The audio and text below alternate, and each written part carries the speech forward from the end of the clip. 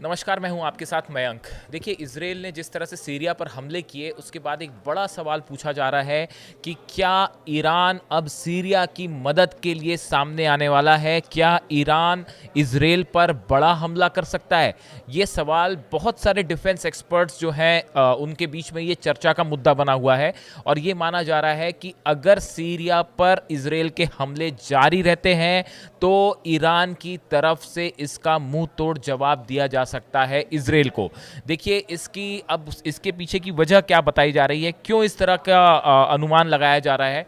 Iran के जो supreme leader हैं अली खामेनेई साहब, इनकी तरफ से कल बयान आए इजराइल और अमेरिका को लेकर और उन्होंने बड़ा तीखा निशाना साधा है इजराइल और अमेरिका पे, एक तरह से वार्निंग दी है।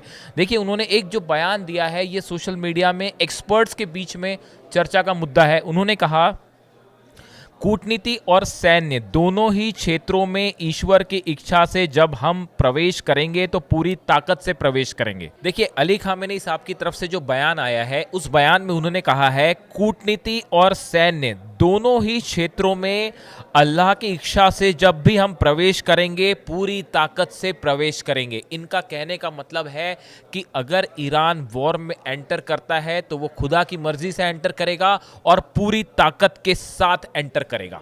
ये एक बड़ा बयान है, इसे बड़ा इशारा माना जा रहा है कि अगर सीरिया पर हमले जारी रहते हैं तो आप देख सकते हैं कि एक बार फिर ईरान की तरफ से बड़ा बैलिस्टिक मिसाइल अटैक हो सकता है इजराइल के ऊपर। इसके अलावा भी कई बयान आए हैं सुप्रीम लीडर की तरफ से।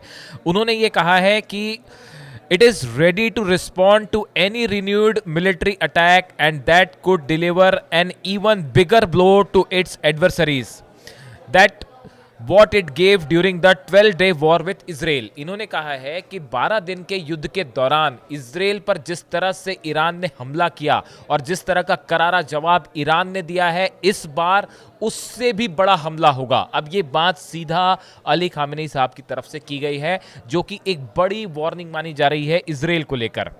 आगे वो कहते हैं, the fact that our nation is ready to face the power of United States and its dog on a leash the Zionist regime Israel is a very प्रेजवर्दी।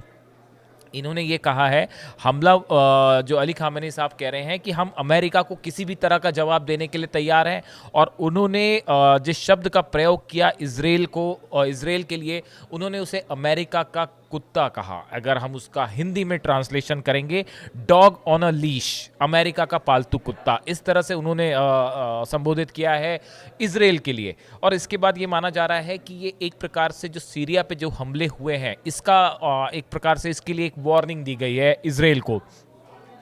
उन्होंने ये भी कहा कि हम इजराइल की जो योजना थी वो ईरान में कुछ खास हस्तियों और संवेदनशील केंद्रों को निशाना बनाकर ईरान को कमज़ोर करना था और इस कदम का मकसद अशांति भड़काना और व्यवस्था को उखाड़ फेंकना और लोगों को सड़कों पर लाना था, लेकिन इसमें इजराइल फेल हो गया। ये अली खामेनेई साहब कह रहे हैं कि जो इजराइल का मकसद था वो हमने फेल कर दिया है। अब देखिए, इस पूरे घटनाक्रम के बीच में एक बयान जो है वो ईरान के विदेश मंत्री जो है अब्बास अराक्ची साहब, इनकी तरफ से भी आया है कि ईरान सीरिया की संप्रभुता और क्षेत्रीय अखंडता का समर्थन करता है और हमेशा सीरियाई लोगों के साथ खड़ा रहेगा। उन्होंने ये भी कहा, दुर्भाग्य से यह सब पहले से ही अनुमान लगाने योग्य था अगली राजधानी कौन सी है। उन्होंने कहा कि ये पहले से इजराइल की मंशा थी कि वो दमिश्क पर हमला करे और पहले से ही इसकी योजना बना रखी थी। देखिए, एक सवाल ये बार बार पूछा जा रहा है, आखिर सीरिया पर हमला इजराइल ने क्यों किया? एक तो जिस तरह की खबरें हैं वहाँ पे कि ड्रूज कम्युनिटी है उसको बचाने के लिए इजराइल ने हमला किया, इस तरह की बातें हैं। लेकिन जो एक्सपर्ट्स मान के चल रहे हैं कि नेतन्याहू को ये डर सता रहा है कि अगर सीरिया मजबूत होता है, अगर सीरिया की आर्मी मजबूत होती है तो ये इजराइल के लिए एक बड़ी चुनौती बन सकता है आने वाले वक्त में, खासकर तब जब हिजबुल्ला जो है वो सीरिया की ज़मीन पर और मजबूत हो सकता है, वहाँ पे अपने जो लड़ाकों के साथ एक बड़ा चैलेंज बन सकता है। अगर हिजबुल्लाह फिर से मजबूत होता है तो ये भी इजराइल के लिए एक बड़ी चुनौती होगी। दूसरा, ईरान की तरह फिर से कहीं इजराइल को जो है वो सीरिया से भी हार का सामना ना करना पड़े। अगर सीरिया शक्तिशाली होता है, ऐसे में अगर कोई ग्राउंड ऑपरेशन लॉन्च करता है इजराइल, तो ये इजराइल के लिए बड़ी चुनौती होगी, क्योंकि ग्राउंड ऑपरेशन में हमेशा इजराइल को मुंह की खानी पड़ती है, एक बड़ा नुकसान झेलना पड़ता है। तो कहीं ऐसा ना हो कि ईरान तो पटकनी दे ही रहा है, कहीं हिजबुल्लाह और सीरिया भी अगर मजबूत हो जाते हैं तो ये ईरान के लिए एक बड़ी ये इजराइल के लिए एक बड़ी चुनौती खड़ी हो जाएगी। तो ये एक डर लगातार नेतन्याहू को जो है वो सता रहा है। इसे हमले के पीछे की एक बड़ी वजह बताया जा रहा है। इसी बीच जो है एक इंपॉर्टेंट खबर ये भी है कि जो इजराइल की संसद है नेसेट, उसमें नेतन्याहू जो है वो अपना बहुमत खो चुके हैं। ये एक बड़ी डेवलपमेंट है इजराइल से, और हो सकता है कि नेतन्याहू सरकार गिर भी जाए, हालांकि उसमें अभी थोड़ा सा वक्त लगेगा। देखिए, नेसेट जो वहाँ की संसद है उसमें 120 सीटें हैं, यहाँ बहुमत के लिए 61 सीट्स चाहिए, और एक शास जो पार्टी है वहाँ की, उसके पास 11 सीटें हैं। ये समर्थन कर रही थी नेतन्याहू गवर्नमेंट का, इन्होंने ये वापस ले लिया है। उसके बाद जो है नेतन्याहू के पास अब सिर्फ 50 सीटें रह जा रही हैं। ऐसे में जो है ये माना जा रहा है कि नेतन्याहू सरकार खतरे में पड़ सकती है। किंग मेकर की भूमिका में थी ये जो शास पार्टी है ये, और इसकी इन्होंने समर्थन वापस क्यों लिया? जो सैन्य भर्ती एक बिल है वहाँ पे आर्म फोर्सेस में नए रिक्रूटमेंट को लेकर एक बिल लाया गया था, उससे ये पार्टी सहमत नहीं थी, इन्होंने अपना समर्थन वापस ले लिया। इससे पहले जुलाई में एक यहूदी पार्टी यूनाइटेड टोरा जुडाइज्म भी थी, उसने भी अपना समर्थन वापस लिया था।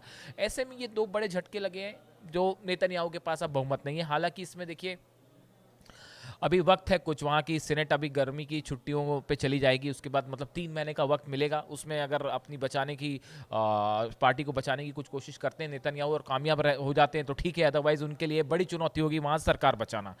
इन पूरे हालात में सीरिया पर हमला, एक्सपर्ट्स ये बताते हैं कि ये एक प्रकार का डर है इजराइल के मन में कि कहीं ईरान, सीरिया, हिजबुल्लाह और गज़ा में जिस तरह से फ़िलिस्तीनी संगठन है, ये अगर एकजुट होते हैं या मजबूत होते हैं तो ये इजराइल के लिए चुनौती बन सकते हैं। यही एक डर है जिसकी वजह से सीरिया पर हमले हुए हैं। और अब एक बड़ा, जिस तरह से अली खामेनी साहब का बयान आया है, उसके बाद बड़ा सवाल ये है कि क्या ईरान बदला लेने के लिए इजराइल पर हमला कर सकता है? एक तरफ से हूती हमला कर रहे हैं, और अगर ईरान भी हमला करता है तो ये मुश्किल वाला होगा इजराइल के लिए।